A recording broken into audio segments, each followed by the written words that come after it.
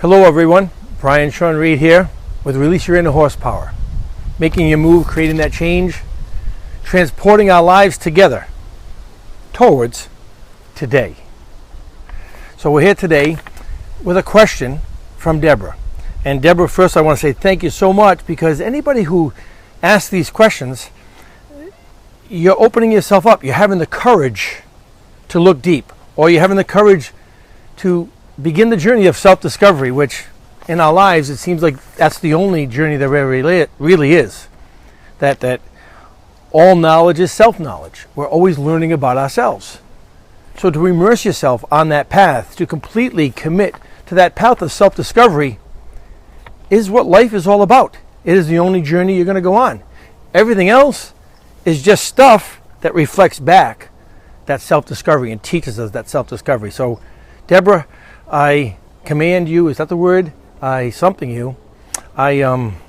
not sure what the word is. I want to say thank you for having the courage. I commend you for having the courage to actually speak your truth. You're from a vulnerable place. Thank you. For everybody else, here's the question. Again, we're going to keep this in the context of releasing your inner horsepower. Making your move, creating that change, transporting your life together towards today. So here's the question, the first question. Currently, my top challenge is how to uncover and disempower my false limiting beliefs once and for all. How to uncover and disempower my false limiting beliefs once and for all. It's a funny thing. What I'm going to commit to you is to try to keep this raw and real. To not try to think of this question, come up with the right fundamental answers. I want to speak to you from inspiration. So I'll tell you what was taking place this morning, right over here, as I was picking up the manure. And I was doing my exercise, the Ho'oponopono, and I was going, I'm sorry, please forgive me. Thank you, I love you. I'm sorry, please forgive me. Thank you, I love you. For the purpose of removing my story between me and inspiration. And while I was doing that, this thought came to me, which is very pertinent to this question. You're going to laugh. Remember Smokey the Bear? Those in the United States of my age remember Smokey the Bear. Smokey the Bear was the bear with the ranger's hat on, and he wanted to make sure you put out your forest fires. You put out your campfires. You put out that cigarette. You watch that match. You watch for smoke so you don't create a forest fire. So my first piece of inspirational information that was delivered to me, through me, to you, Deborah, was the first thing is catch it at smoke. Because there's a different way to put out a campfire than a forest fire. Even though they're both fires, the campfire, you take care of that. You warm yourself by the campfire, you cook with the fire, and then you douse that fire while it's small. You don't let it get out of hand so you can no longer douse it. So these disempowering, false limiting beliefs, you stay on top of them. You become incredibly vigilant like Smokey the Bear. And if you see smoke, put it out. If you see a little flame, and it's not being used for warmth, it doesn't have stones around it, it's not protected, you put it out. A lot of us go around going, don't worry about that flame, that flame. You first become incredibly vigilant, very actively discerning of those little things, and you put them out when they're nothing but a spark.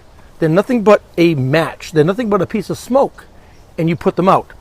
When they become forest fires, there's only one thing to do. Throw up your hands and scream, help, and bring all the forces you could possibly together. Don't try to fight the forest fire by yourself. So if you're fighting the forest fire by yourself, Deborah, stop, call in the troops. Yet, if you're trying to say, how do I get rid of all these flames? Now here's where it gets really tricky. You don't.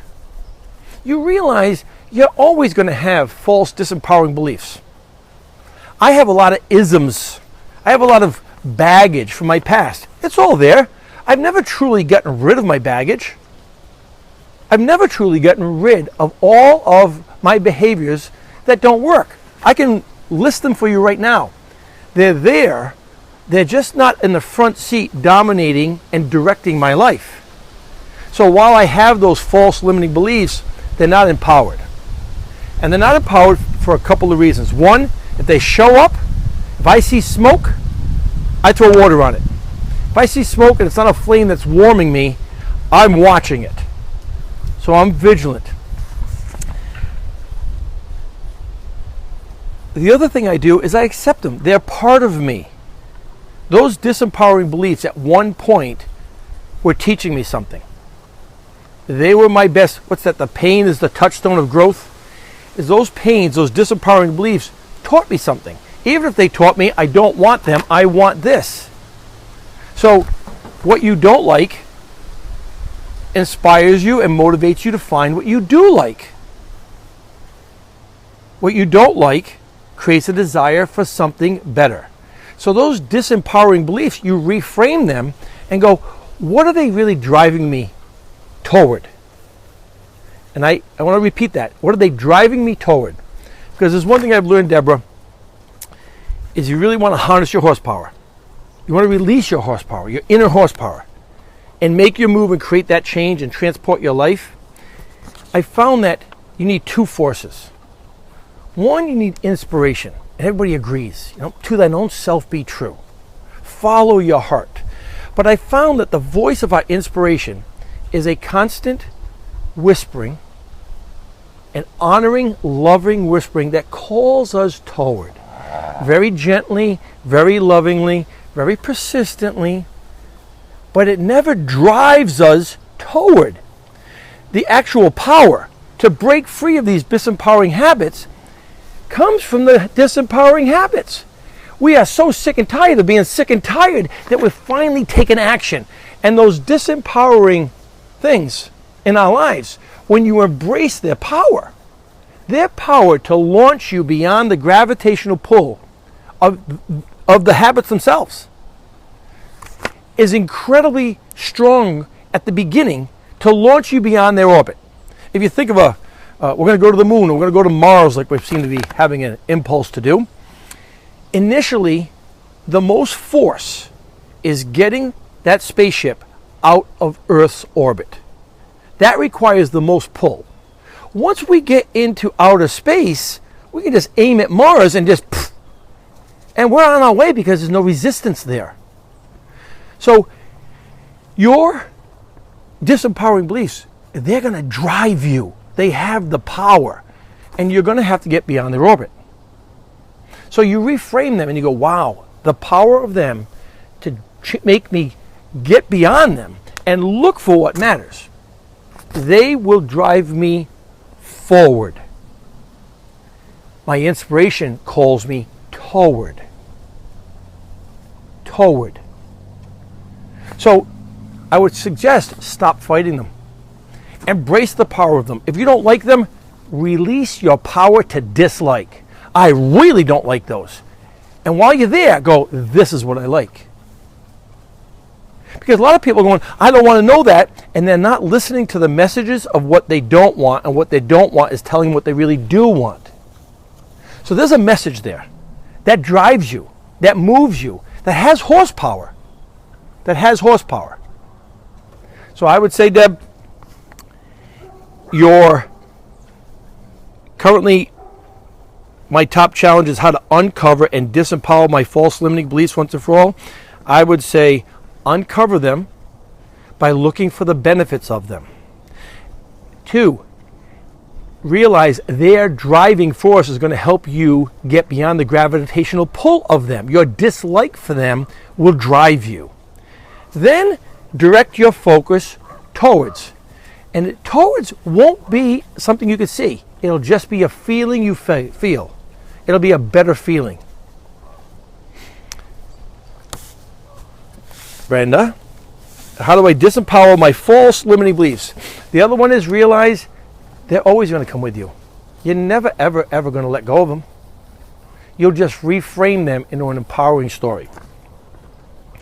Second part of Deborah's question is, maybe what it comes down to is something that I did see on the list, which is the fear to move forward. For me, these two go hand in hand. Well, we just covered that, Deb. It's not the fear to move forward. Fear to move forward will always be frightening because it's nature telling you you need a toward, not a forward. Because the person going down the path that's not going to satisfy them thinks they're moving forward. They think put one foot in front of the other. No, it's moving toward. Life wants you to move toward together. That means all of you, Deb, your mind, your heart, your intuition, your body, all of yous, and all of yous, people who enjoy things you enjoy, together. That's why I love this conversation we're having, Deb, because we're together right now talking about you moving. But we want to make sure you're moving toward, together, and the only place that takes place is today, in the now. That's where you move from. Where you're moving towards, though, that's where your focus should be. If you want to move beyond the disempowering effects of the habits you've uncovered, or those behaviors you've uncovered. So always keep your focus toward. Appreciate this for the driving power. But don't go back to the flame of the engine and think you're going to live there. When that explosive engine is launching a spacecraft out of planet Earth, everybody knows where we're going toward. No one goes back to the flames and going, oh my God, the flames are burning the launch pad. So take your focus toward, appreciate the driving force here, realize you'll always need it, but that's called harnessing your horsepower. I hope that helps, Deb. Hope it helps you make your move and create the change, see things differently. And transport, meaning it's all about the movement. What direction are you moving in? If you're looking back at the uncovering those truths, this is where you're looking. If you're get your focus towards, that's where you're looking. So sometimes it's as simple as this. Just that simple. And remember, moving toward, together, today. Towards what matters to you, Deb. Towards what matters to everybody else who's watching this. So I hope you move towards your hopes, your dreams, and what feels better. Like this. You know why I do this? Because it feels better. That's simple. And look who's supporting me. And why am I doing this here? Because I'm doing this together. I'm not doing this without Brenda, or Kathleen, or Killian, or Lucy, or you.